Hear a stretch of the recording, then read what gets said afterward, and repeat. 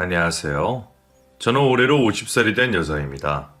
아주 오랜 기간 한 남자의 아내, 그리고 며느리의 역할에 목매고 살았던 제가 이제는 홀로서기를 시작해서 살고 있네요.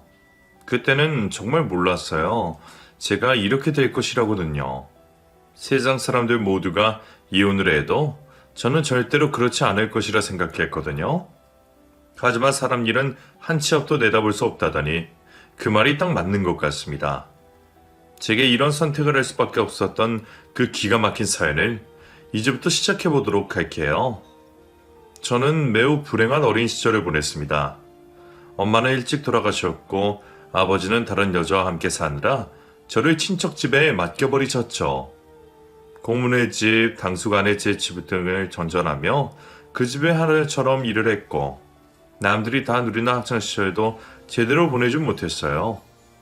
공부하고 친구들과 놀 시간이 어디 있었겠어요. 집안일을 제대로 해놓지 않으면 어김없이 불호령이 떨어졌는걸요. 그렇다 보니 제대로 고등학교도 졸업하지 못한 채로 생활전선에 뛰어들었고 독립을 해야 했습니다. 어린 나이에 제가 처음 들어간 곳은 숙식이 제공되는 식당이었어요. 그때 당시에 시외버스 터미널 근처에 있는 식당이라서 24시간 영업하며 늘 사람들이 많던 곳이었는데 설거지도 하고 홀 서빙도 하면서 일을 배웠습니다. 나이는 어렸지만 이미 친척집에서 집안일을 많이 해봤던지라 실수가 많지 않았고 이런저런 예뻐해 주시던 주방 이모님이 저를 참 많이 챙겨주셨어요. 일로 와봐. 이거 아까 반찬 만들다가 지금 남겨놨어. 얼른 남들 안 볼 때 먹어봐. 어? 감사해요, 이모님. 정말 너무 감사해요. 어떨 사연인지 모르겠지만 나도 영숙이 또래의 딸이 하나 있어. 지금은 잘 못 보지만. 그래서 내 딸이다 생각하고 챙겨주고 싶어. 주방 이모님은 오래전 남편의 술주정과 폭력을 못 견디고 딸을 놔두고 집을 나와버렸고 그 때문에 딸이 자신을 미워해서 잘 만나주지 않는다고 눈물을 글썽이셨어요.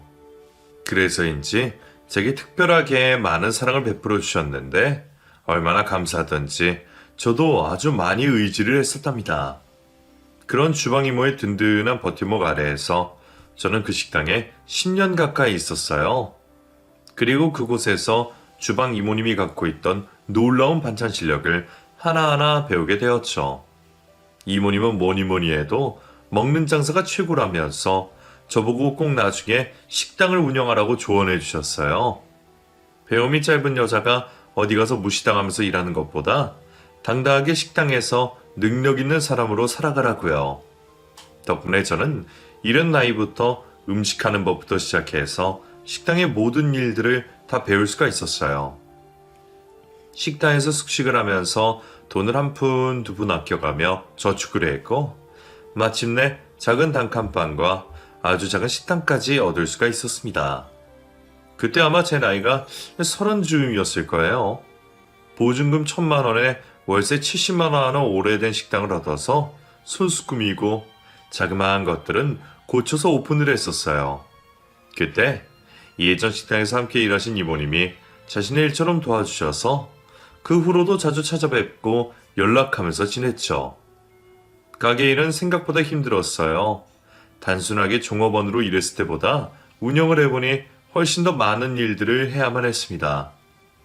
때로는 술에 취해 취태를 부리는 남자 손님들을 끌어내느라 얼마나 힘들었는지 몰라요. 그러던 시기에 옆 가게에서 이혼 후 홀로 아이를 키우는 식당 사장님과 친해지게 되었어요.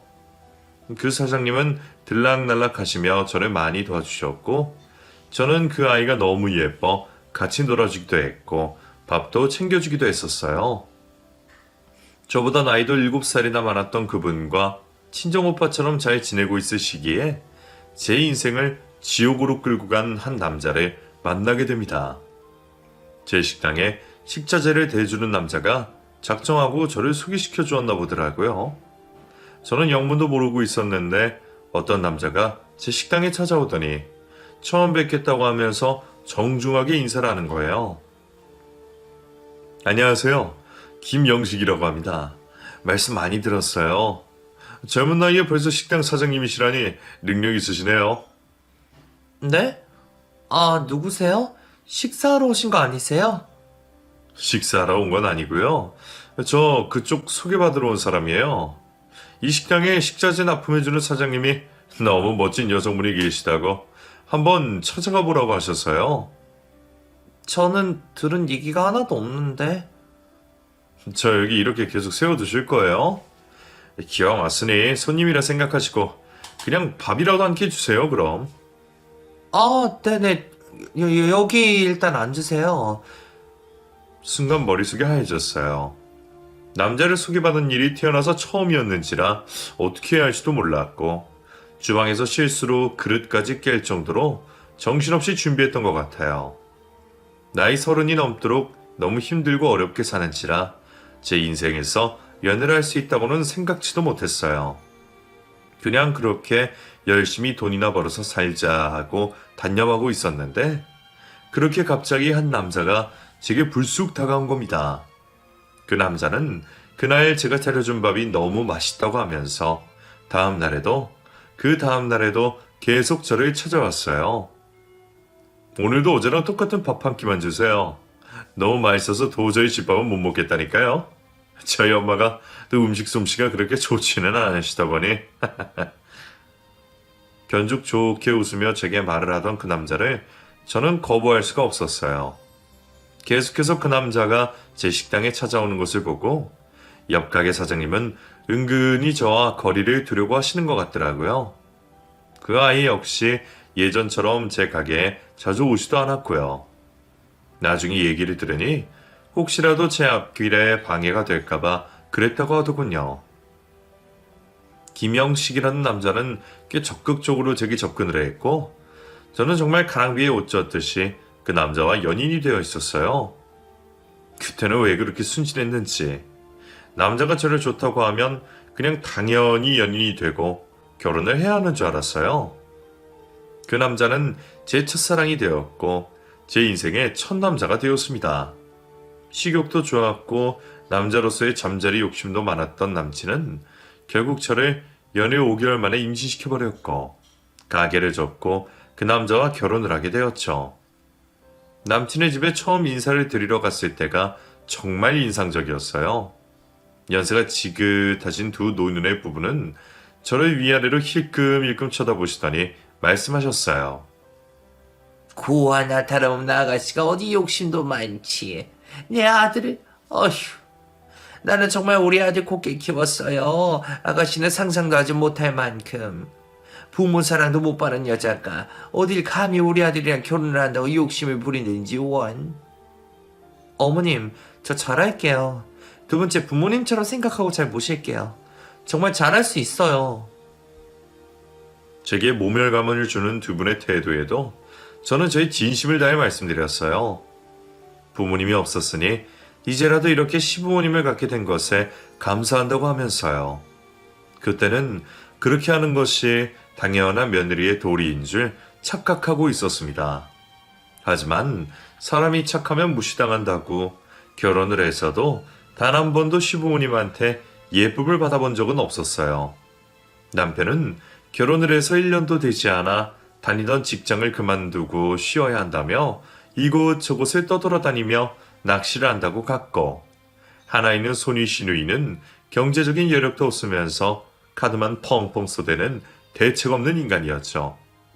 그런 시누이는 늘 제게 동생을 잘 구슬릴 수 있다면서 듣기 좋을 말만 늘어놓았어요. 옳게. 내 동생은 내가 잘 알아. 이번에 낚시 간 것도 오죽 힘들어서 그랬을까. 근데 얘는 좀만 오냐오냐 해주고 자기 편 들어주고 하면 금방 또 마음 잡고 들어와서 열심히 일한다니까? 내가 잘 구슬려서 집으로 보내줄게. 옳게는 걱정하지 마. 어? 네, 형님. 그럼 저야 너무 감사하죠. 이 사람 도대체 왜 이러는지 모르겠어요. 너무 답답해요. 아이하고 단 둘이 남편만 기다리고 있는 것도 너무 힘들고. 그렇지. 일 열심히 하던 사람이 갑자기 집안에 애랑 둘만 있어 힘들지. 저기 그럼 식당 다시 해보는 건 어때? 내가 도와줄게. 애기도 좀 봐주고. 올게 돈 잘 벌었잖아. 듣자하니 그 식당 24시로 돌리면서 엄청 잘 됐다던데. 음식 솜씨도 좋고.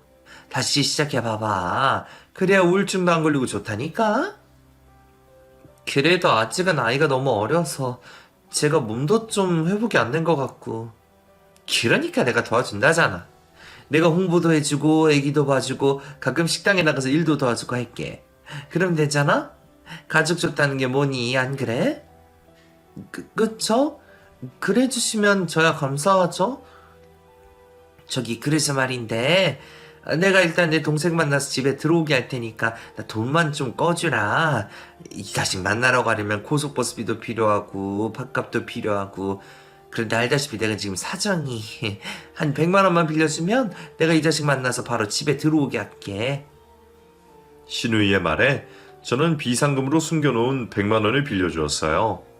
이렇게 하면 남편의 마음 잡고 집에 들어오게 해줄 수 있을 것 같았거든요. 그리고 신우이는 정말 며칠 지나지 않아 남편을 집으로 보내주었습니다. 저는 속내도 모르고 그런 신우이를 엄청 믿고 의지했어요. 그렇다 보니 신우이를 친언니처럼 생각하고 앞으로의 계획이나 갖고 있는 돈에 대해서도 조금씩 이야기를 터놓기 시작했죠. 가게를 하면서 모아놓은 비상금이 있다는 말도 했고 식당을 해서 평균적으로 벌어들였던 수입에 대해서도 얘기를 했어요. 신우이는 저의 그런 말을 듣고부터는 저희 집에 더욱 자주 드나들었고 제게 맛있는 음식도 사주면서 환심을 사기 시작하더군요. 그저 친언니처럼 잘해주는 신우이를 의지하면서 신우이가 하자는 대로 식당까지 다시 오픈하게 되었습니다. 제 손맛은 이미 오래전부터 인증이 되어서인지 식당을 다시 오픈하고 얼마 지나지 않아 사람들이 붐비기 시작했어요. 그때 당시 신부모 집 형편이 조금 어려웠고 시부가 허리까지 다쳐서 일도 하지 못하고 있을 때라 시댁의 모든 생활비를 제가 대주었습니다. 공과금부터 시작해서 두 분이 먹고 사는 비용까지 모두 다 제가 대드렸죠. 하다못해 식당에서 하는 음식까지 싸다 나를 정도로 저는 시부모님께 헌신적으로 했어요. 처음에는 못마땅해하던 시부모도 제가 이렇게까지 하니 은근히 저를 기다리는 눈치시더라고요. 하긴 자기 아들과 딸은 둘 다 일도 안 하는 무능력자에 자신들 병원에 데려갈 돈도 없는 사람들이었으니 기댈 곳은 저밖에 없었던 것이죠. 아이고, 우리 며느리 왔냐? 맛있는 냄새 나는데 오늘은 뭘 갖고 왔냐? 아버님 시장하셨구나. 아구찜 하나에서 가져와 봤어요. 아버님 이거 좋아하시잖아요. 별로 맵지 않게 했으니까 밥이랑 같이 천천히 드셔보세요. 맛이 먹고 싶었는데 잘 됐다. 너무 고맙다 얘. 내가 요즘은 우리 며느리 덕을 많이 보네. 저기 이번에 경로당에서 여행을 간다고 하는데. 여행이요? 어디로요? 아니다. 나는 돈도 없고 내 팔자가 이런데 이 여행은 무슨 여행이냐. 난 안 갈란다. 태국인가 뭔가 간다는데 돈도 비싸고. 아니에요. 아버님 어머님 다녀오세요. 한 살이 더 관절 건강하실 때 다니셔야지. 나중에는 정말 못 다니세요. 제가 내드릴 테니까 두 분 이번에 아무 걱정하지 마시고 꼭 다녀오세요. 아셨죠? 제가 이따 경로당에 들러서 말씀드리고 돈도 낼게요.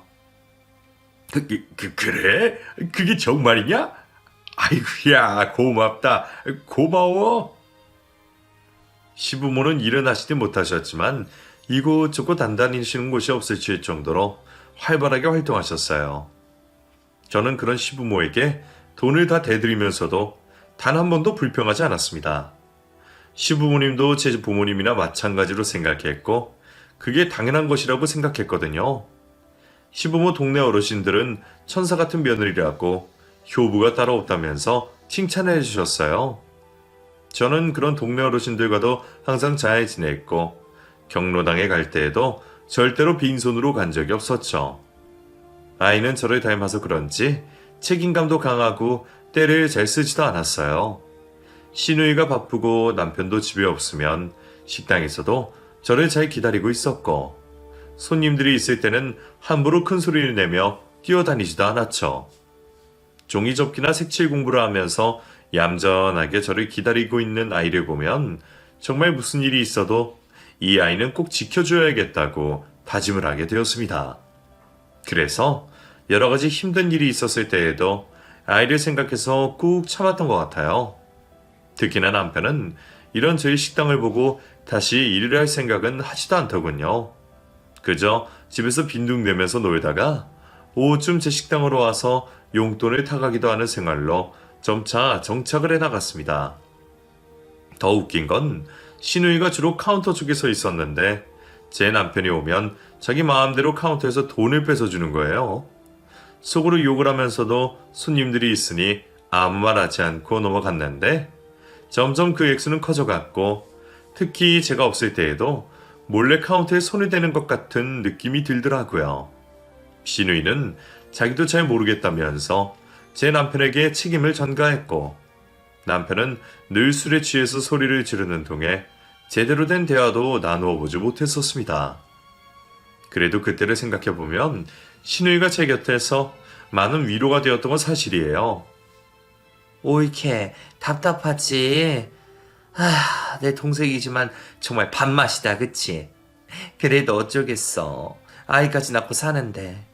그냥 당분간은 그러려니 하고 지내. 그게 옳게 마음 편해. 지도 생각이 있겠지. 조금만 기다려주면 정신 차리고 다시 일하고 그럴 거야. 내가 아주 귀에 못이 박히도록 얘기하고 있어. 고마워요, 형님. 이렇게 식당 일도 도와주고 아이까지 봐주시는데 진짜 친정언니처럼 제가 많이 의지하는 거 아시죠? 정말 감사해요, 형님. 아이고, 아니야. 우리는 가족이잖아, 가족. 그러니까 그런 거 신경 쓰지 말고 올케는 식당 일에만 집중해. 우리 부모님도 처음만 그랬지. 이제는 올케 너무 마음에 들어 한다니까? 그러니까 조금만 참아, 알았지? 바보처럼 신우이의 말을 고지고대로 믿었어요. 왜 그렇게 그때는 아무런 의심 없이 이 신우이를 믿었는지 모르겠네요. 그렇게 몇 년이라는 세월이 지나갔고 저는 그동안 완전히 소처럼 일만 열심히 했습니다. 여자의 모습이라고는 제가 생각해도 찾아보기 힘든 그런 외모를 갖고 있었죠. 식당 일이라는 건 해본 사람들은 다 알 거예요. 최대한 편안한 옷을 입고 거울을 볼 시간도 없죠. 그렇다 보니 남편은 제게 여자로서의 매력이 없다는 둥 좀 갖고라는 식으로 말을 많이 했었고 급기야는 다른 여자까지 만나고 다니더군요. 무능력함에 모자라 바람까지 피우는 남편과는 도저히 함께 살 수가 없을 것 같았지만 아이 때문에 그리고 제 출신 성분이 고아나 마찬가지였기에 저는 억지로 참았습니다. 이때 시부모와 신우는 제게 얼마나 사정사정을 했는지 몰라요. 아유 우리 아가 내가 따끔하게 야단치마. 제발 이번 한 번만 참아다오. 응? 어머님, 아버님. 아무리 그래도 이건 너무하잖아요. 제가 결혼해서 뭘 잘못했어요?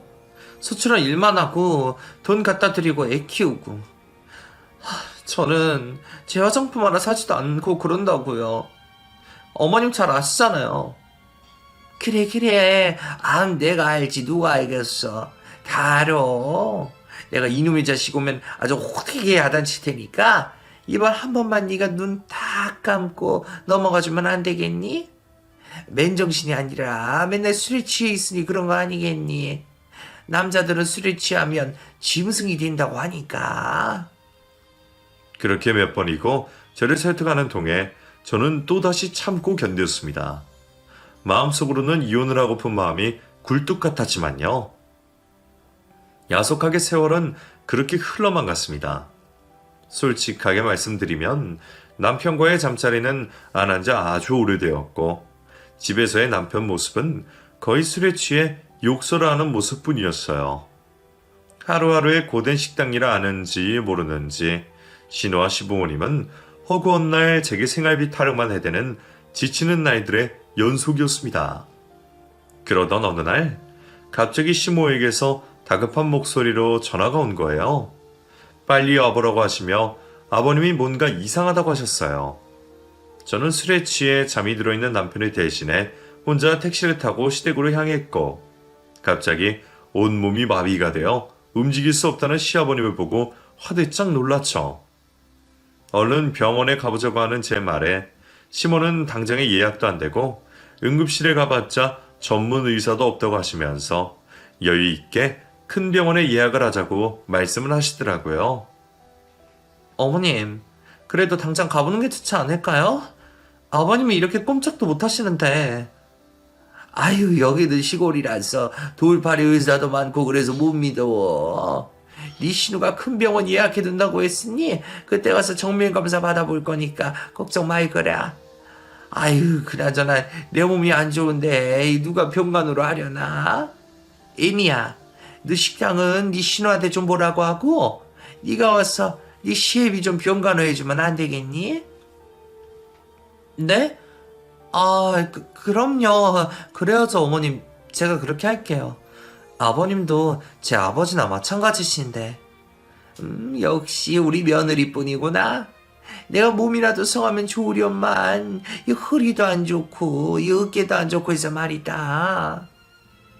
저는 이때부터 어쩔 수 없이 시아버님의 병수발에 들기 시작했어요.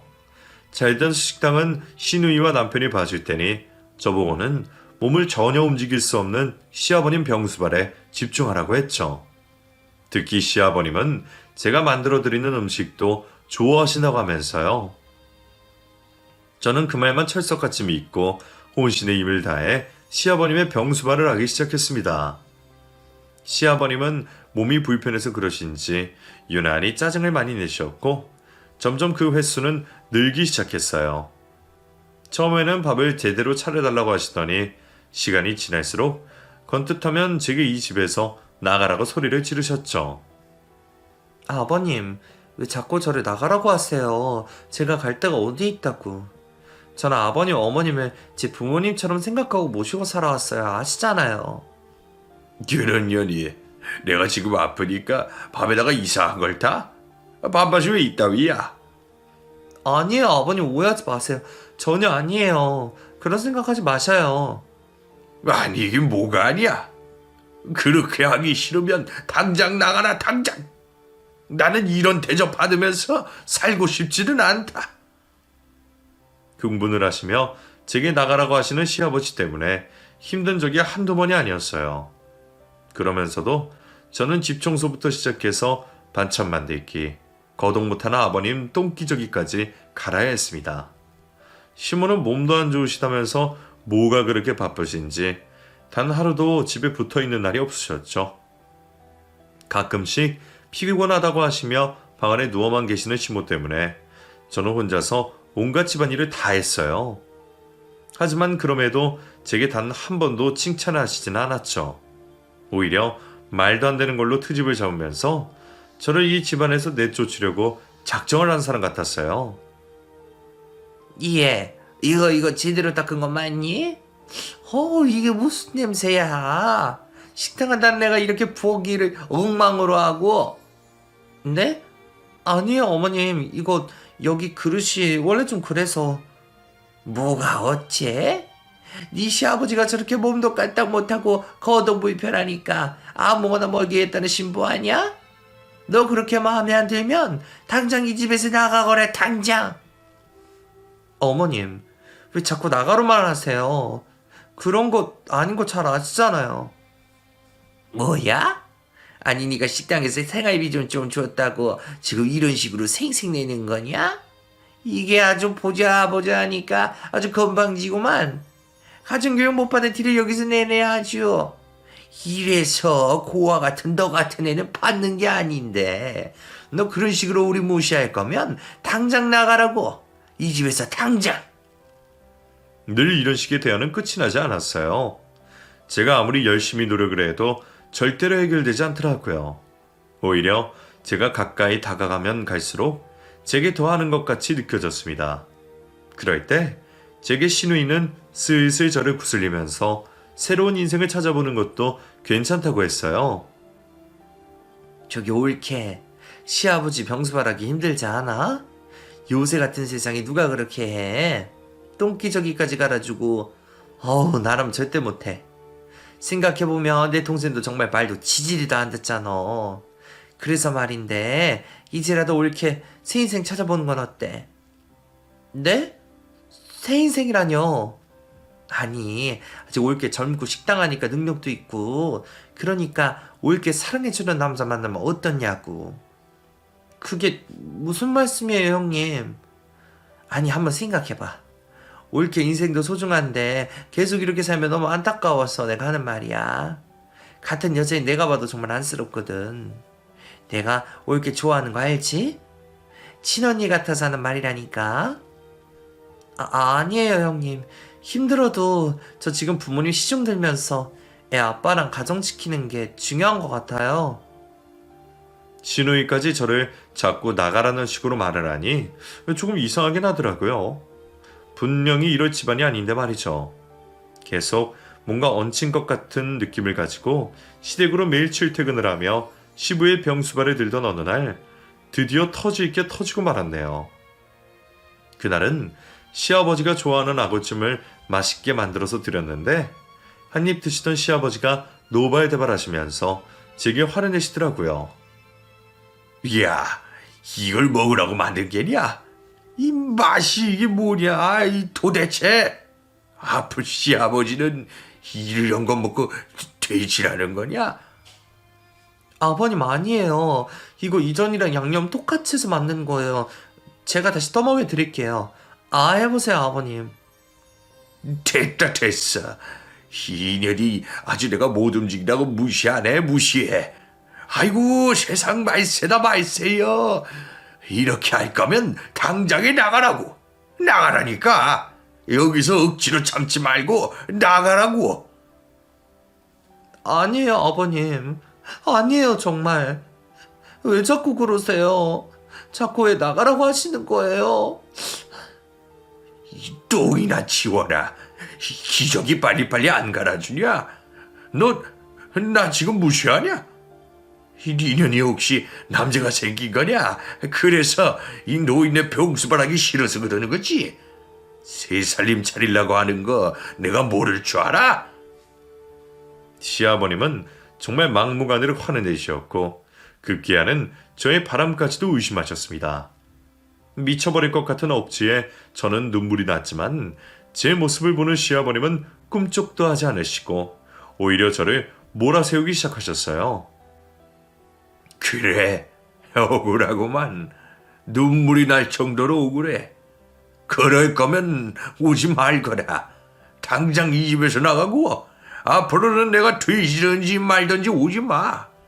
내가 여기서 밥을 굶어 죽든지 말든지 알아서 할 테니까.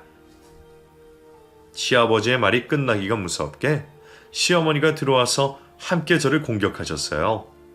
제게 아무래도 남자가 생겨서 그러는 것 같다면서 몰아세우는데 너무 당황한 나머지 미처 반찬도 챙기지 못하고 쫓겨나듯 나와버렸습니다. 그렇게 힘들게 시댁을 나와서 경로당 앞을 지나가다가 동네 어르신 한 분은 만나게 되었어요.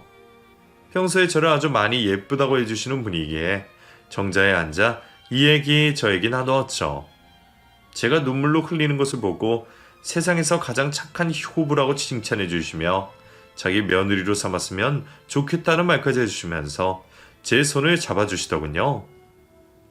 얼마나 따뜻하던지 그 말에 저는 어린아이처럼 더 눈물이 펑펑 쏟아졌습니다. 그게 저는 전혀 모르고 있던 땅 이야기를 하시는 거예요. 저희 집안에 땅이 하나 있는데 그게 제 남편 명의로 되어 있고 얼마 전에 도로 건립 계획이 있어서 엄청 좋은 가격에 팔게 되었다고요. 아이고, 그 집안에 경사났네, 경사났어. 시아버지 몸이 갑자기 그렇게 돼서 속상할 텐데 이제라도 좋은 일 있어서 다행이야. 이 집 며느리 좀 효부가 또 어디 있나? 세상 천지 천사요, 천사. 네? 무슨 땅이요? 저는 모르고 있었는데. 우리 효부 깜짝 놀래키려고 아직까지 비밀로 하고 있구만.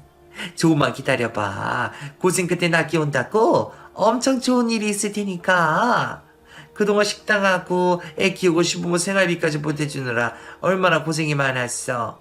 앞으로는 좀 꾸미고 편하게 살아. 땅의 존재를 알게 된 저는 너무 깜짝 놀랐어요. 애초에 남편은 무능력했고 시댁은 집터만 있지 어느 것 하나 가진 것 없는 줄로만 알고 있었거든요. 만약 땅이 있고 땅값이 올랐으면 제게 먼저 얘기를 해주던가 생활비를 덜 받던가 해야 되는 게 당연한 거 아닌가요? 황당한 말에 멍한 상태로 식당으로 향했어요. 한창 바쁠 저녁 시간이라 당연히 손님이 많을 것이라 생각했는데 가게 문은 닫혀 있었습니다. 신우에게 전화를 걸어보니 몸이 좀 좋지 않아서 쉬고 있다면서 가게 걱정은 하지 말라고 하길래 뭔가 이상하긴 해도 저는 그냥 집으로 가기로 했어요. 그런데 길 건너에 있는 술집에서 남편과 비슷한 남자가 술을 마시고 있더군요.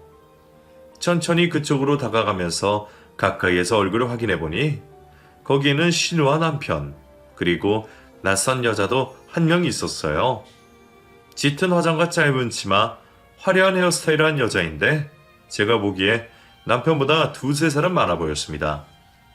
그때 좀 확실하게 촬영을 해두던지 했어야 되는데 화가 나서 그만 그 자리를 쫓아 들어갔고 그 낯선 여자는 신우의 친구라고 둘러대기에 더 이상 할 말은 없었어요. 남편은 오히려 자기를 뒷조사하느냐며 제게 버럭 화를 내면서 당당한 태도를 취하더군요. 야, 너 여기가 어디라고 와? 너 내 뒷조사하고 다니냐? 뭔 소리야 그게. 가게 본다더니 가게 문도 닫아놓고 여기서 술 마시고 있었어? 형님, 몸이 안 좋으시다더니 여기 이러고 계시면 어떡해요. 저는 아버님 병수바라고 왔는데. 병수발했다고 지금 생색내냐? 그럼 나가. 당장 나가. 네가 나가면 되겠네. 그렇게 병수라 말하기 싫으면 빨리 나가. 뭐가 어쩌고 저째? 아니 정말 나한테 이럴 수가 있어? 내가 결혼해서 잘못한 게 뭔데, 어? 시아버지 똥기저귀까지 갈아주면서 온 집안 생활비 다 대주는데. 됐고. 그렇게 지긋지긋하면 당장 꺼주면 되겠네. 당장 나가라고 당장. 난 하나도 아쉬운 거 없으니까. 남편은 제게 소리 지르며 매우 당당한 모습을 하고 있었어요.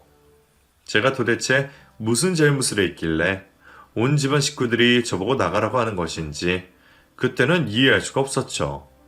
술집은 시끄러워졌고 사람들의 시선이 느껴져 저는 얼른 그 술집에서 자리를 비해 밖으로 나왔습니다.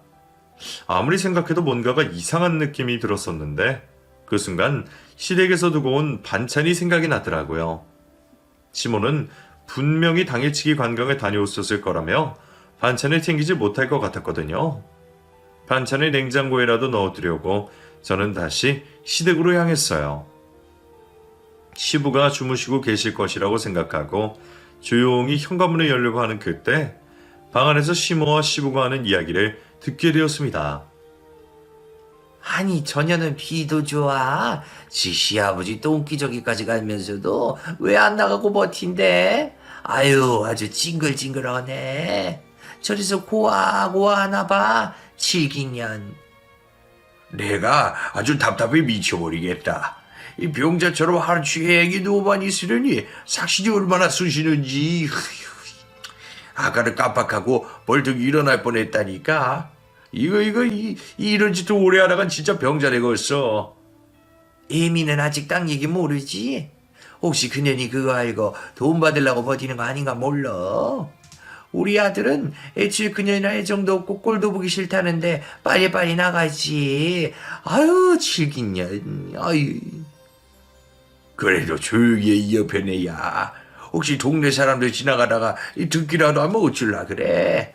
이 닥치고 잠자고 있자고. 딱 한두 달만 더 병신 노릇하면 지가 알아서 지쳐서 나가겠지. 시모와 시부의 이야기는 그야말로 너무 충격적이었어요. 아무 말도 하지 못하고 그 자리에 우두커니 서서 손을 벌벌벌 떨고 있으니 잠시 뒤 시모가 밖으로 나오려고 하는 거예요. 저는 그 즉시 시댁서 죽기 살기로 도망쳐서 나왔고 한참을 달렸습니다. 눈물 콧물 뒤범벅이 되면서 앞도 보이지 않을 정도로 얼마나 달렸을까. 아들에게서 전화가 오더군요. 해가 지고 어두워져서 제가 걱정이 된다고 하는데 아들의 목소리를 들으니 너무 떨려서 아무 말도 할 수가 없었습니다. 결국 저는 그 자리에 털썩 주저앉고 말았고 사태의 심각성을 느낀 아들이 제가 있는 곳에 찾아와서 저를 일으켜 주었어요. 우리 아들아. 엄마 왜 그래요? 무슨 일이야? 엄마 일어나. 괜찮아. 병원 가자. 나랑 얼른 병원으로 가자. 저기 아들, 그 전에 잠깐 할머니 집에 거기 들러서 마지막으로 확인할 게 있어서. 저는 간신히 몸을 일으켜 아들에게 시부에 대한 이야기를 했고, 아들은 시댁으로 가서 몰래 시부가 화장실에 들락거리는 모습을 촬영을 해왔습니다. 엄마, 어떻게 엄마한테 이런 짓을 하실 수가 있어? 도대체 왜? 엄마 정말 열심히 일만 하고 살았는데 우리 엄마한테 어떻게? 아들은 저를 따뜻하게 안아주며 위로해줄 정도로 컸어요. 중학생이 된 이 녀석은 또래의 다른 아이들보다 훨씬 더 듬직하고 철이 빨리 들었습니다. 사춘기며 데리는 것 하나 없이 여태껏 엄마밖에 모르는 아들이었어요. 아들이 촬영해준 동영상을 보면서 얼마나 덜덜 떨렸는지 몰라요. 하루 종일 누워서 지게 쌍욕을 해대며 밥 차려라 기저귀 갈아라 하던 아버님이 멀쩡하게 서서 담배를 피면서 화장실을 왔다 갔다 하던 모습인데 정말 상상을 초월하더군요. 아들과 저는 집으로 들어가지 않고 하루 숙박업소를 잡아 많은 이야기를 나누었습니다. 아들은 저를 위해서 여태껏 알면서도 모르는 척 하고 있던 이야기를 하더군요. 엄마, 저기 고모가 아빠한테 하는 이야기를 들었는데 아무래도 엄마 식당에서 돈을 빼내는 것 같아. 아빠 보고 다른 여자랑 만날 때 데이트 비용으로 쓰라고 하면서 막 돈을 주더라고. 그리고 엄마가 빨리 이 집에서 나갔으면 좋겠다는 얘기도 들었고. 엄마 힘들까봐 아무 말도 하지 않고 참으려고 했었는데 그게 미안해 엄마. 미안하긴 왜 미안해. 엄마 다 알고 있었어. 니네 아빠랑 고모가 그러는 거 다 알고 있어. 우리 아들 이제분이 다 컸네. 엄마는 무슨 일이 있어도 우리 아들 지켜주려고 꾹 참고 말 안 하고 있었던 건데 우리 아들이 이렇게 다 커서 엄마한테 얘기하는 걸 보니 이제 엄마가 우리 아들한테 기대도 되겠는걸? 고마워 우리 아들 잘 커줘서. 엄마 진짜 괜찮은 거야? 진짜? 다 커버린 아들을 보고 있자니 더 이상은 이 집에 있을 이유가 없었어요. 그리고 저는 다음날 변호사 사무실에 찾아가 그동안의 일들을 이야기했고 남편 명의로 된 땅은 당연히 재산 분할에 해당이 된다고 하더군요. 남편이 없을 때 몰래 들어가 집에서 간단한 짐을 싸고 가지고 나왔고 식당도 바로 문을 닫아버렸습니다. 그동안 알고도 모른 척했던 신우가 빼돌린 돈도 차근차근 세어보니 엄청나더라고요. 아휴, 도대체 어떻게 해야 하는지 앞길이 막막했지만 변호사님이 차분하게 설명을 해주시고 준비를 도와주신 덕분에 일은 순조롭게 진행이 되었습니다. 저는 그 과정에서 경로당 어르신들께 찾아가 시아버님이 멀쩡하게 걷고 있는 동영상도 보여드렸고 한밤중에 불쑥시댁으로 찾아가서 화장실에 가시는 시아버님을 놀래키게 해드리기도 했어요. 아이고 깜짝이야. 이거 어느 안전이라고 여기 기어와? 너 지금 이혼하려고 준비하면서 여기 왜 기어오는 거야? 이런 못 배운 년. 그러게요. 못 배운 년이라서 여기 찾아왔나 봅니다. 아버님은 잘 배우신 분이라서 이렇게 온몸이 마비된 병자 연기하고 계시는 거예요? 돈이 뭔데요? 그 땅이 뭔데요? 얼마나 대단한지 제가 재산 분할해서 똑바로 볼게요. 이 집안 아들, 딸 교육이나 똑바로 시키시고 그런 말씀하세요. 뭐가 어쩌고 저쩌지? 이런 배응망덕한 년. 고아나 진배 없는 주제에 며느리로 받아준 것만 해도 감지덕지하게 생각해야지. 어디서 이런 년이. 아버님, 아마 이 동네 제대로 못 사실 거예요. 동네 어르신들이 아버님의 연기력 다 알게 되셨거든요. 이제 더 이상은 이 집에 올 일 없습니다. 부디 건강하게 오래오래 두 다리로 잘 걸어다니시면서 사십시오. 시아버지에게 일침을 날리고 무사히 이혼을 마무리하게 되었습니다. 남편은 땅의 반을 불안해서 준 거에 대해서 억울하다면서 합의를 안 해주고 소송을 걸었지만 재산 분할이 뭐 그리 자기 뜻대로 된답니까? 생활에 기여한 내용도 보면 제가 거의 결혼 후 90% 이상을 했었는걸요. 결국 제가 승소를 했고 아이와 함께 살게 되었습니다. 저는 그 돈을 가지고 아들과 다른 지방으로 내려와서 다시 식당을 차리고 번듯한 집 한 채를 장만했어요. 열심히 저축도 하면서 아들의 미래를 위해 최선을 다해서 살고 있었죠. 건너 들어보니 남편은 저와 이혼을 하자마자 자신의 내연녀였던 여자를 집에 데려왔다고 하더군요. 그리고 그 여자와 행복하게 살려고 했는데 얼마 지나지 않아 남편이 가지고 있던 땅값을 모두 가지고 도망을 가버렸다고 해요. 그래서 남편은 거지꼴이 되고 시부는 진짜로 쓰러졌다는 것도 들었어요. 시댁의 동네 어르신들은 시부가 진짜 쓰러진 것도 하나도 믿지 않고 손가락질 하셨대요. 그래서 결국에 시부모는 남들의 눈을 피해 야밤에 이사를 하셨다고 해요. 이혼을 하고 2년 후쯤인가? 그래도 아들에게는 아빠인지라 아빠를 한번 보여주려고 남편이 있는 동네로 찾아간 적이 있었어요. 그 당시에 연락도 잘 안 되고 아이를 보려고 하지도 않았었거든요. 저 멀리서 본 남편의 모습은 그야말로 충격적이더군요. 동네 슈퍼 앞에 있는 파라솔에 앉아 대낮부터 깡소주를 들이키고 있었는데 거짓골이 따로 없었어요. 그 전에는 엄청 꾸미는 것 좋아하고 매일매일 샤워를 2번씩이나 하던 남자가 머리는 개기름이 철철 흐르고 옷 매무새는 말도 안 되게 너덜너덜해져 있는 상태더군요.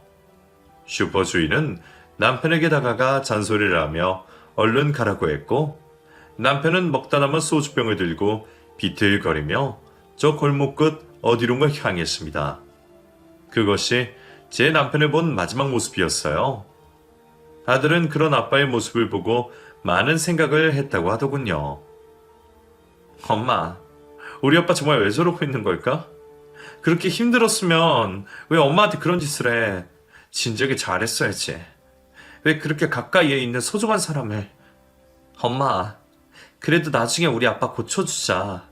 나 우리 아빠 고쳐주고 싶어. 적어도 알코올 중독에서 벗어나서 제대로 된 삶을 살아야지. 그래, 우리 아들 기특하다. 다 컸네, 정말 다 컸어. 그래, 우리 아빠 고쳐주자.